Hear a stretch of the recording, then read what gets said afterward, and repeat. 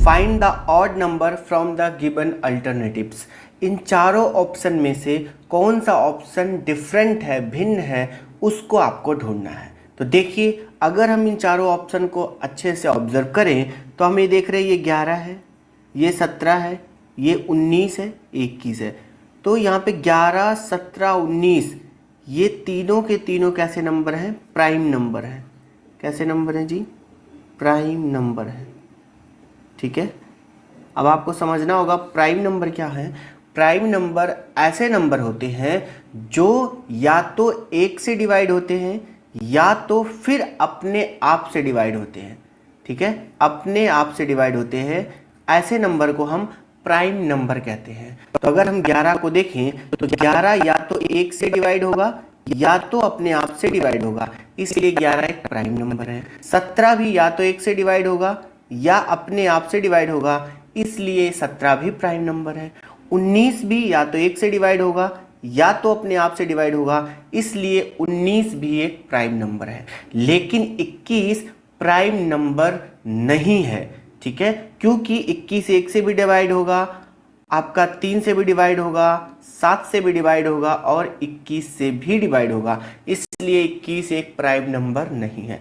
तो इन तीनों में एक सिमिलरिटी है कि ये तीनों के तीनों कैसे नंबर है? प्राइम नंबर है। इन तीनों से अलग कौन है? ये 21 ये प्राइम नंबर नहीं है। यही आपसे पूछा जा रहा था कि इन चारों ऑप्शन में ऑड कौन है, अलग कौन है? तो अलग है हमारा 21, इसलिए आंसर हो गया हमारा ऑप्शन नंबर 4, क्योंकि 21 प्राइम नंबर नहीं है, बाकी तीनों के तीनों प्राइम नंबर है। ठीक है, अगला क्वेश्चन है, बहुत इंपॉर्टेंट क्वेश्चन है, कई बार एग्जाम में पूछा गया है। इसमें आपसे कह रहा है कि एक पासे के 4 स्थिति दर्शाई गई है, इसमें 4 के विपरीत कौन सी संख्या आएगी, ये आपको बताना है। तो हम क्या करेंगे, किन्हीं 2 डाइस को लेके कंपेयर करेंगे जिसमें 1 या 2 अंक कॉमन हो। तो अगर हम यहाँ पे डाइस नंबर 2 और 3 को देखें तो इसमें हम देख पा रहे हैं 5 और 6 इसमें भी है, 5 और 6 इसमें भी है, यानी इसमें 2 अंक कॉमन है। क्या है? 2 अंक कॉमन है। आपको ये याद रखना है, जब भी किन्हीं 2 डाइस में 2 अंक कॉमन हो जाएं तो जो तीसरा अंक बचता है वो एक दूसरे के अपोजिट होता है। यानी 1 का अपोजिट हो गया 4 और 4 का अपोजिट हो गया 1। याद रखना आपको, जब भी 2 डाइस में 2 अंक कॉमन हो जाएंगे तो जो तीसरा अंक बचेगा वो एक दूसरे के अपोजिट होगा। तो यहाँ से आपसे पूछा जा रहा है 4 के विपरीत कौन सी संख्या आएगी, तो 4 के विपरीत क्या आएगा? 1 आएगा। तो आंसर क्या हो गया हमारा? 1। बात आ गई समझ में? ये डिस्टेंस एंड डायरेक्शन का क्वेश्चन है, इसको कैसे सॉल्व करना है ये मैं आपको बताता हूँ। क्वेश्चन कह रहा है, मैं उत्तर की ओर 15 मीटर गया। तो आपको सबसे पहले दिशाएं पता होनी चाहिए, तो ये मैं आपको बताता हूँ। इधर होता है ईस्ट, ये होता है वेस्ट, ये होता है नॉर्थ, ये होता है साउथ। क्लियर है? क्वेश्चन कह रहा है मैं उत्तर की ओर 15 मीटर गया। तो मान लिया यहाँ पे ये है, ये उत्तर की ओर 15 मीटर गया, यानी ऊपर की तरफ 15 मीटर गया। ठीक है, फिर कह रहा है ये, फिर पश्चिम की ओर मुड़ा, पश्चिम की ओर मुड़ा, पश्चिम यानी इधर, पश्चिम की ओर मुड़ा और 10 मीटर दूरी तय की, यानी 10 मीटर दूरी तय करके यहाँ आ गया। फिर ये दक्षिण की ओर मुड़ा और 5 मीटर दूरी तय की, दक्षिण यानी नीचे, दक्षिण की ओर मुड़ा और 5 मीटर दूरी तय की, यानी यहाँ के पहुँच गया। क्लियर है? फिर कह रहा है और पुनः पूरब की ओर मुड़ा और 10 मीटर की दूरी तय की। अब पूरब की ओर मुड़ा और 10 मीटर दूरी तय की, फिर यानी इधर पूरब की तरफ, पूरब की ओर मुड़ा और 10 मीटर की दूरी तय की, यानी फिर यहाँ पे आके पहुँच गया। अब आपसे पूछ रहा है, अब मैं आरंभिक बिंदु से किस दिशा में हूँ? आरंभिक बिंदु यानी जहाँ से उसने शुरू की थी, तो यहाँ से ये किस दिशा में है? तो ऊपर की तरफ है। हमने बताया ऊपर की तरफ क्या होता है? नॉर्थ, यानी कि आंसर क्या हो गया? नॉर्थ। ठीक है, यही आपसे पूछा गया है। अब मैं आरंभिक बिंदु से किस दिशा में हूं? तो आरंभिक बिंदु ये, इससे किस दिशा में? नॉर्थ की तरफ, यानी उत्तर की तरफ है। बात आ गई समझ में? अगला क्वेश्चन देखते हैं। अगला क्वेश्चन हमारा मिसिंग नंबर का है। इस तरह के क्वेश्चन एग्जाम में कई बार आपसे पूछा जाता है, तो इसमें कैसे आपको सॉल्व करना है ये मैं आपको बताता हूँ। देखिए यहाँ पे 1 है, यहाँ पे 9 है, यहाँ पे 25 है। जैसे हमें ये 25 दिखा तो आपको ये बात समझ में आ जानी चाहिए कि ये स्क्वायर है। स्क्वायर है किसका? 5 का। तो अगर ये 5 का स्क्वायर है, यहाँ पे देखिए 9, ये 3 का स्क्वायर है, ये क्या है? 1, यानी 1 का स्क्वायर। तो यहाँ पे हम देख रहे हैं यहाँ पे 1 है, यहाँ पे 3 है, यहाँ पे 5 है, यानी सब में +2 हुआ है। यहाँ पे देखिए 36 है, यानी 6 का स्क्वायर, ये 16 है, यानी 4 का स्क्वायर, ये 2 है, यानी 2 का स्क्वायर। देखिए यहाँ पे +2 है, 2 के बाद 4, 4 के बाद 6। अब सेम जैसा इन दोनों में रूल लगा है वही रूल हम यहाँ भी अप्लाई करेंगे। तो ये 25 है, यानी 5 का स्क्वायर, ये 9 है, यानी 3 का स्क्वायर, तो 3 के बाद आया 5, 5 के बाद क्या आएगा? 7, यानी यहाँ पे क्या होगा? 7 का स्क्वायर, यानी आएगा 49। तो आंसर हो गया हमारा 49। बात आ गई समझ में? इस क्वेश्चन में कह रहा है arrange the following according to dictionary. यहाँ पे आपको 5 शब्द दिए गए हैं, इन शब्दों को आपको डिक्शनरी के अकॉर्डिंग व्यवस्थित करना है। यानी कि कौन सा शब्द पहले लिखेंगे, उसके बाद कौन सा शब्द लिखेंगे, उसके बाद कौन सा शब्द लिखेंगे, ये आपको बताना है। ठीक है, तो इसको कैसे किया जाएगा ये मैं आपको बताता हूँ। तो सबसे पहले हम उन शब्दों के पहले लेटर को देखते हैं। तो पहला लेटर कौन सा है? इसका भी टी है, इसका भी टी है, इसका भी टी है, इसका भी टी है और इसका भी टी है। तो अभी हम ये नहीं बता सकते कि इन शब्दों में से कौन सा शब्द पहले आएगा। ठीक है, तो हम क्या करेंगे, उसका दूसरा लेटर भी देखेंगे। दूसरा लेटर इसका यू है, यू आता है 21 नंबर पे। ओ है इसका, यह आता है 15 नंबर पे। आर है इसका, यह आता है 18 नंबर पे। यहाँ पे देख रहे हैं ए पहले नंबर पे आता है, ए पहले नंबर पे आता है। ये आपका तय हो गया कि इन तीनों शब्दों से पहले ये दोनों शब्द आएंगे, लेकिन इन दोनों में से पहले कौन आएगा ये अभी भी हम नहीं बता सकते, क्योंकि इसका दूसरा शब्द दोनों का सेम है। तो हम तीसरा आपका लेटर भी देखेंगे। ठीक है, तीसरा लेटर देख रहे हैं, यहाँ पे भी यस है, यहाँ पे भी यस है। तो अभी भी हम नहीं बता सकते कि इन दोनों में से पहले कौन आएगा, इसलिए हम इसका चौथा लेटर भी देखेंगे। तो इसका चौथा लेटर के है, यानी 11वें नंबर पे आता है। इसका चौथा लेटर टी है, यानी 20वें नंबर पे आता है। तो अब ये कन्फर्म हो गया कि इन दोनों में से पहले कौन आएगा, ये शब्द आएगा, क्योंकि इसका देखिए लेटर जो है यहाँ पे ये इससे पहले आता है, टी से पहले क्या आता है, यानी ये शब्द भी इस शब्द से पहले आएगा। तो पहले कौन सा आएगा? ई आएगा। तो पहले ई आएगा। अब ई के बाद क्या आएगा? सी आएगा, क्योंकि ये कंफर्म हो गया कि इन तीनों से पहले ये दोनों आने वाले थे। तो पहले ये ई आ गया, इसके बाद ये सी आएगा। अब हमें देखना है इन तीनों में कौन आएगा पहले। तो देखिए यहाँ पे इन तीनों का पहला लेटर तो टी है, लेकिन दूसरा लेटर इसका 21 है, यानी यू है।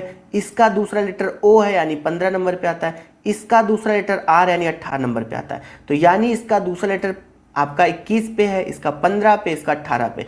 यानी कि अब कौन आएगा? पहले ये आएगा 15 वाला, यानी आएगा बी। तो ई के बाद आएगा सी, सी के बाद आएगा बी। क्लियर?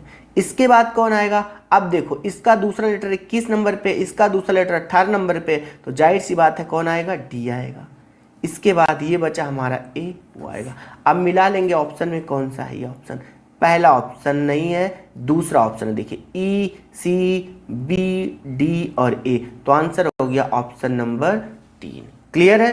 तो इस तरीके से आपको व्यवस्थित करना है। ठीक है, अगला क्वेश्चन हमारा एनालॉजी का है, यानी कि जो रिलेशन लगभग इन दोनों में है वही रिलेशन इन दोनों में भी होगा। तो देखिए फ्रूट क्या है? बनाना, यानी बनाना फ्रूट होता है। तो अब ये लिखा है मैमल। अब देखिए इसमें से मैमल कौन है? क्या स्नेक मैमल है? बिल्कुल नहीं। फिश मैमल है? बिल्कुल नहीं। स्पैरो मैमल है? बिल्कुल नहीं। काऊ क्या है? मैमल है। ठीक है, तो आंसर हम लगा देंगे ऑप्शन नंबर ए। क्लियर है? जैसे बनाना एक फ्रूट है, वैसे काऊ क्या है? मैमल है, यानी स्तनपायी है, स्तनधारी है। क्लियर है? अब आपको मैं बता देता हूँ स्नेक क्या है?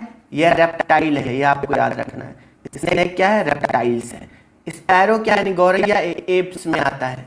एवीज जिसको बोलते हैं, पक्षी में आता है। समझ में आ रहा है? अगला क्वेश्चन देखते हैं। अगला क्वेश्चन हमारा कोडिंग और डिकोडिंग का है, जो कि बहुत इंपॉर्टेंट क्वेश्चन है और इस तरह का क्वेश्चन बहुत बार एग्जाम में पूछा गया। तो देखते हैं इसको कैसे सॉल्व करते हैं। इस क्वेश्चन में कह रहा है कि अगर इस वर्ड को किसी एक स्पेशल कोड में इसमें लिखा जाता है और इस वर्ड को इस वर्ड से कोड किया जाता है, तो इस शब्द को उसी कोड की सहायता से किस में लिखा जाएगा, ये आपसे पूछा जा रहा है। तो पहला शब्द हम देख लेते हैं। पहला शब्द है आपका एस OULFUL, इसको कोड किया गया आपका ORIIXLV। दूसरा शब्द है आपका GATHER,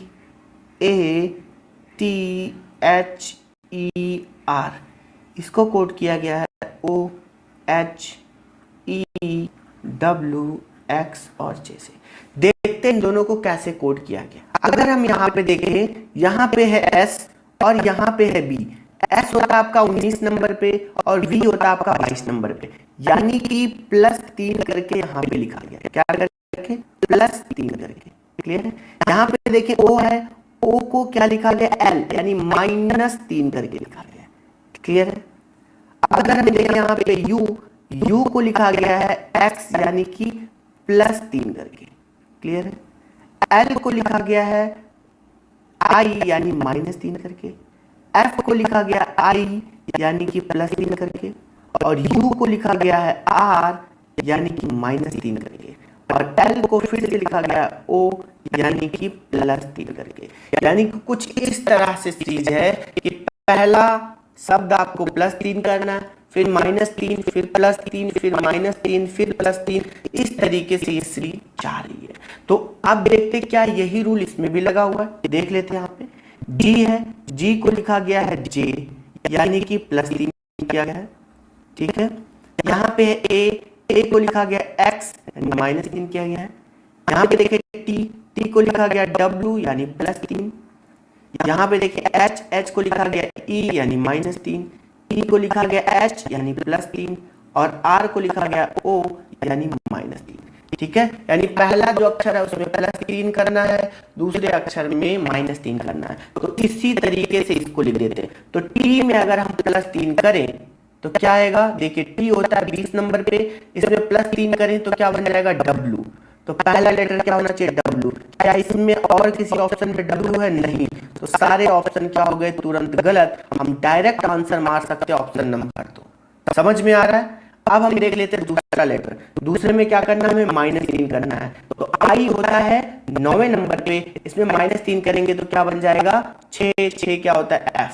क्लियर है? इसके बाद आता है यहाँ पे D को फिर से +3 करेंगे तो क्या आपका बन जाएगा? यहाँ पे D। ठीक है? A को फिर से -3 करेंगे तो X बन जाएगा। L को फिर से +3 करेंगे तो क्या बन जाएगा? आपका O। तो राइट आंसर क्या हो गया हमारा? Option number.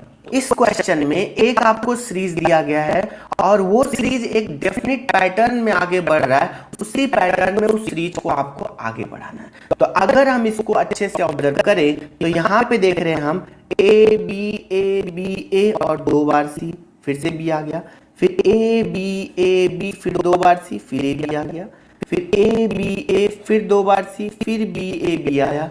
इसमें देखें AB फिर 2 बार C, फिर AB आया।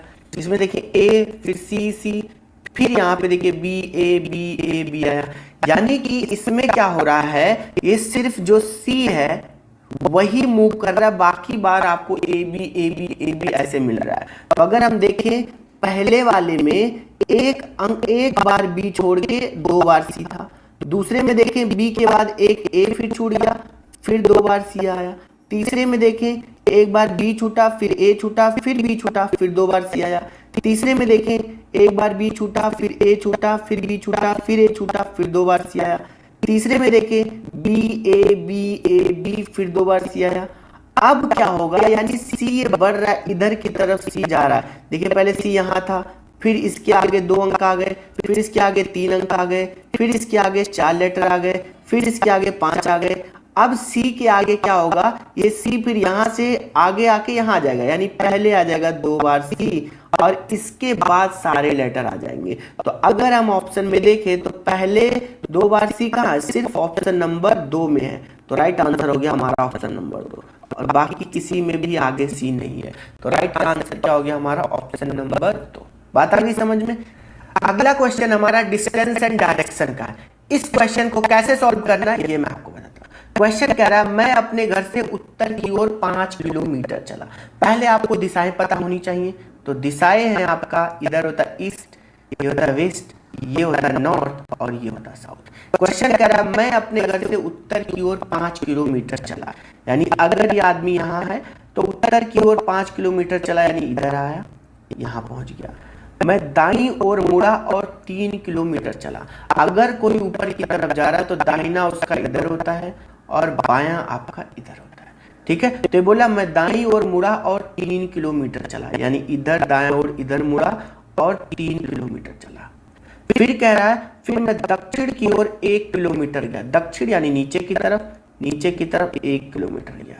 अब ये बोल रहा मैं अपने घर से कितनी दूर हूँ, यहाँ इसका घर है, यहाँ से पूछ रहा है ये मैं कितनी दूर हूँ, यानी यहाँ से लेके ये दूरी आपसे पूछ रहा है। तो आप मुझे बताइए अगर यहाँ से यहाँ तक टोटल 5 किलोमीटर था, अगर 1 किलोमीटर नीचे आया तो यहाँ से लेके ये दूरी कितनी बची आपकी, 4 किलोमीटर बची। क्लियर है। अगर हम इसको यहाँ लाइन ड्रॉ कर दें तो ये 3, तो यहाँ तक भी ये भी 3 हो गया। तो अगर ये 4 ये 3 तो यहाँ पे 90 डिग्री का एंगल बनता है, तो ये आपका राइट एंगल ट्रायंगल हो गया। तो अगर ये 4 है ये 3 है तो ये क्या होगा, अगर हम इसको x मान लें तो ये आपका देखिए ये आपका लंब हो गया, ये आपका आधार हो गया, ये कर्ण हो गया। तो आपने पाइथागोरस परिमेय पढ़ा होगा कि कर्ण का स्क्वायर बराबर होता है आपका लंब का स्क्वायर प्लस में आधार का स्क्वायर। तो आपका कर्ण का स्क्वायर बराबर 4 का स्क्वायर हो गया 16 और आपका 3 का स्क्वायर हो गया 9, तो x स्क्वायर बराबर हो गया 25। तो x बराबर क्या हो गया आपका 5, यानी इसकी वैल्यू कितनी हो गई 5। ठीक है, ये हो गया 5 किलोमीटर। यही आपसे पूछा जा रहा था कि यहाँ से यहाँ तक की दूरी बताओ, यानी मैं अपने घर से कितनी दूर हूँ, तो 5 किलोमीटर दूर।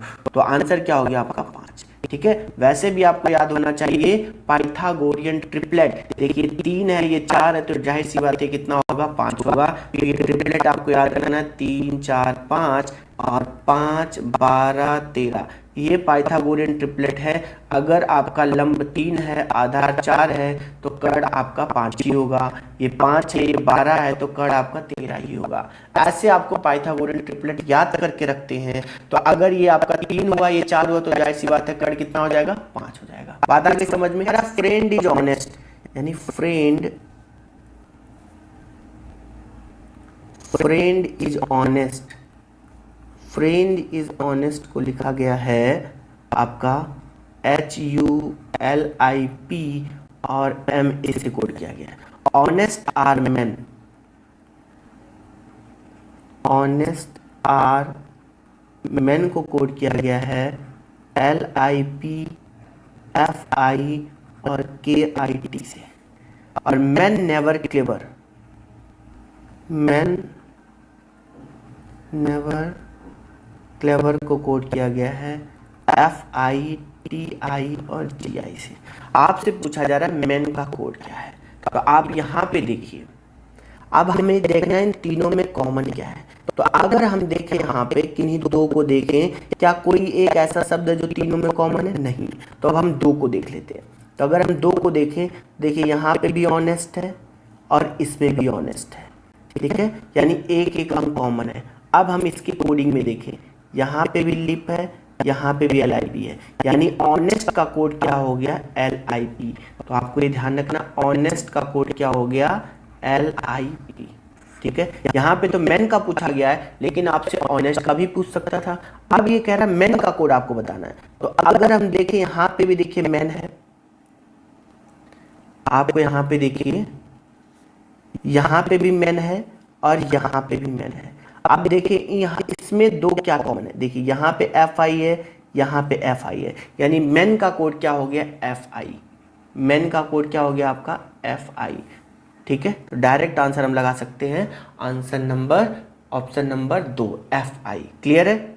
ठीक है, आपसे ऐसा भी पूछ सकता था R का कोड बताओ। तो देखिए ऑनेस्ट का कोड हमने लिख लिया LIP, मैन का कोड हो गया FI, तो R यानी एक ही बचा यहाँ पे R, तो इसका कोड क्या हो जाएगा KIT। ये मिसिंग नंबर का क्वेश्चन है, इसमें एक अंक मिस है, आपको वो अंक पता लगाना है। ठीक है, इन दोनों के आधार पर इस अंक का आपको पता लगाना है। तो अगर हम इसको ऑब्जर्व करें, देखिए यहाँ पे 2 8 5, यहाँ पे 5 है।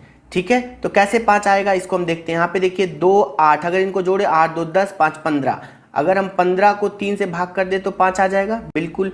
क्या देखिए ये रूल लगाने पे यहाँ पे 7 आ सकता है, 6 4 10 3 13, 13 को 3 से भाग करें तो 7 आएगा नहीं, यानी ये रूल तो नहीं है। फिर क्या है, ये आपको ध्यान देना पड़ेगा। अगर हम इन दोनों को जोड़ दे, 2 और 8 कितना होगा 10, 10 में से 5 को माइनस कर दे तो 5 आएगा, बिल्कुल सही। इसमें भी देख लेते हैं, 6 और 4 को जोड़ दे तो कितना आ जाएगा 10, 10 में 3 को माइनस करें 7 आएगा, बिल्कुल सही। यानी यही रूल है। अब ये हम इसमें लगा देते हैं। 9 और 9 कितना हो गया आपका 18, 18 से 6 को माइनस करें तो क्या आएगा हमारा 12। तो राइट आंसर क्या हो गया हमारा 12। बात आ गई समझ में? यानी जो नियम इन दोनों में लागू होगा वही नियम हम यहाँ पे लगा देंगे और हमारा आंसर आ जाएगा। समझ में आया? अगला क्वेश्चन देखते हैं। इस तरह के क्वेश्चन में क्या होता है, जो नियम इन दोनों में लागू होता है वही नियम इन दोनों में भी लागू होता है। अब हम देखते हैं कि GSR को HTP कैसे लिखा गया है। देखिए, G के बाद आया है H यानी +1 किया गया है, S के बाद आया है T यानी +1 किया गया, R के बाद आया है P यानी -2 किया गया है। अब हम देखते हैं इन चारों ऑप्शन में इस नियम की सहायता से कौन सा ऑप्शन लिखा गया है। अगर हम पहला ऑप्शन ऑब्जर्व करें तो K के बाद आया है L यानी +1 किया गया, बिल्कुल सही। T के बाद आया है U, +1 किया गया, बिल्कुल सही। और U के बाद आया है W, क्या -2 किया गया? नहीं, यानी ऑप्शन नंबर 1 तो गलत हो गया। अब हम चेक करते हैं ऑप्शन नंबर 2। C के बाद आया है D, +1 हुआ, ठीक है। L के बाद आया है N, क्या +1 हुआ? नहीं, यानी ऑप्शन नंबर 2 भी गलत हो गया। ऑप्शन नंबर 3 को देखें, S के बाद आया है T, +1 हुआ, बिल्कुल सही। P के बाद आया है R, क्या +1 हुआ? नहीं, यानी ऑप्शन नंबर 3 भी गलत। अब ऑप्शन नंबर 4 चेक कर लेते हैं। R के बाद आया है S, +1 हुआ, बिल्कुल सही। J के बाद आया है K, +1 हुआ, बिल्कुल सही। H के बाद आया है F, -2 हुआ, बिल्कुल सही। यानी राइट आंसर क्या हो गया हमारा ऑप्शन नंबर 4। इस तरीके से आपको ये क्वेश्चन करना है। अगला क्वेश्चन देखिए। इस क्वेश्चन में कह रहा है, रमन को याद है कि परीक्षा 15 मई के बाद लेकिन 18 मई से पहले है। रमन को याद है कि परीक्षा 15 मई के बाद, ठीक है, यानी 15 को नहीं है, 15 के बाद है, लेकिन 18 मई से पहले, यानी 18 को भी नहीं है, 18 मई से पहले है। ये किसको याद है? ये रमन को याद है। यानी 15 को नहीं है तो या तो 16 को हो सकता है या तो 17 को हो सकता है रमन के अकॉर्डिंग। लेकिन दीप को याद है कि परीक्षा 21 मई से पहले, 21 मई से पहले है। ओके, 21 मई से पहले, यानी 21 को तो है नहीं, 21 मई से पहले है, लेकिन 16 मई के बाद है। क्या है? 16 मई के बाद, यानी 16 को नहीं है, 16 के बाद है। ये दीप को याद है। यानी 16 को नहीं है तो 17 को हो सकता है, 18 को हो सकता है, 19 को हो सकता है, 20 को हो सकता है, क्योंकि 21 को तो नहीं है। अब हम देखते हैं इन दोनों में कॉमन क्या है। ठीक है, देखिए इसको वो याद है, 16 को तो नहीं है, तो रमन का जो 16 कैंसिल हो गया। अब देखिए कॉमन कौन सा बचा, सिर्फ 17 कॉमन बचा है, जो इन दोनों को लग रहा है कि परीक्षा हो सकता है। जो दोनों में कॉमन है उसी दिन परीक्षा है, तो राइट का आंसर क्या हो गया हमारा 17, यानी राइट आंसर हो गया ऑप्शन नंबर ए। इस तरीके से आपको करना है। अगला क्वेश्चन देखते हैं। ये क्वेश्चन अल्फाबेटिकल सीरीज का है। देखिए इसमें एक टर्म मिसिंग है, वो आपको पता लगाना है। ये पूरी सीरीज एक स्पेसिफिक पैटर्न पे चल रही है, उसी पैटर्न को आगे आपको बढ़ाना है। देखिए ए के बाद आया है डी, ए होता है 1 नंबर पे, डी होता है 4 नंबर पे, यानी +3 किया गया। डी के बाद आया है जी, यानी +3 किया गया। जी के बाद आया है जे, यानी +3 किया गया, यानी सब में +3 किया जा रहा है। तो अब जे में भी हम क्या कर देंगे +3। जे होता है आपका 10 नंबर पे, +3 करेंगे आ गया 13, 13 क्या होता है एम, तो राइट आंसर क्या हो गया हमारा एम। बात आ गई समझ।